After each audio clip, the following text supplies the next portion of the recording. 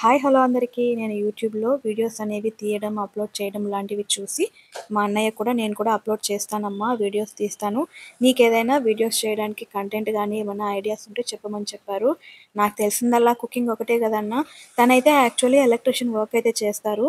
నేను దాన్ని బేస్ చేసుకొని నువ్వు చేసే వర్క్‌నే వీడియోగా తీసి ఇంటికొచ్చాక ఈవినింగ్ అప్‌లోడ్ చెయ్యన్నా, అదే నీకు కరెక్ట్‌గా ఉంటుంది అనంటే, అలా కాదమ్మా, నేను ఒక చేత్తో ఫోన్ పట్టుకొని వీడియో తీస్తూ, ఇంకొక చేత్తో నేను ఎలక్ట్రీషియన్ వర్క్ అయితే చేయడం కొంచెం కష్టమవుతుంది. ఇంకొంచెం బెటర్ ఐడియా ఏదైనా ఉంటే చెప్పమని చెప్పారు.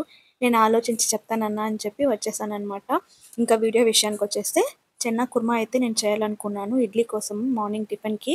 సో, దానికోసం చెన్నా తీసుకొని ఒక 1/4 కిలో అయితే నేను తీసుకున్నానండి. 250 గ్రామ్స్. దాన్ని ఒక 3-4 విజిల్స్ వరకు మనం పెట్టి పక్కకు తీసుకోవాలనమాట.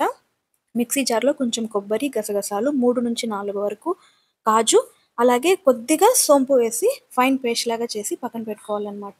ఆ తర్వాత అదే కుక్కర్ పెట్టి మసాలా దినుసులు చెక్క, లవంగాలు, అలాగే బిర్యానీ ఆకు వేసి కొంచెం ఫ్రై అవ్వాలి. ఆ తర్వాత ఆనియన్, టమాటోస్ వేసి కొంచెం సేపు మగ్గాలనమాట. ఆ తర్వాత మనం ఉడికించి పెట్టుకున్న చెన్నాని అందులో వేసి మిక్స్ చేసుకోవాలి. చెన్నాలో వాటర్ ఉంటుంది గదా! దాంతో సహా అలాగే వేసుకోండి. ఆ తర్వాత మనం ముందుగా పేస్ట్ చేసి పెట్టుకున్న కొబ్బరి ఉంటుంది కదా! అది కూడా అందులో వేసి బాగా మిక్స్ చేసుకోవాలి. మీకైతే గ్రేవీ ఏ విధంగా కావాలో కొంచెం తిక్కగానా లేదా పల్చగా కావాలంటే ఇంకొంచెం వాటర్ అనేది యాడ్ చేసుకొని కారం, ఉప్పు, పసుపు వీటన్నింటిని వేసి బాగా మిక్స్ చేసుకోవాలి.